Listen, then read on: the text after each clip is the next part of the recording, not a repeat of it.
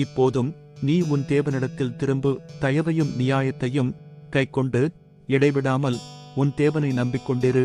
ஓசியா புத்தகம் 12வது அதிகாரம் 6வது வசனம்.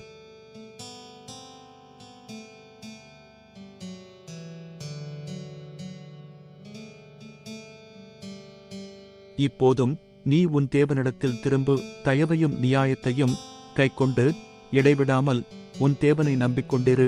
ஓசியா புத்தகம் 12வது அதிகாரம் 6வது வசனம்.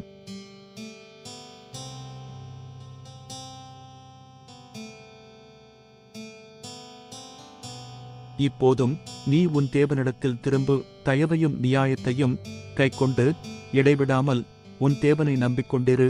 ஓசியா புத்தகம் 12வது அதிகாரம் 6வது வசனம்.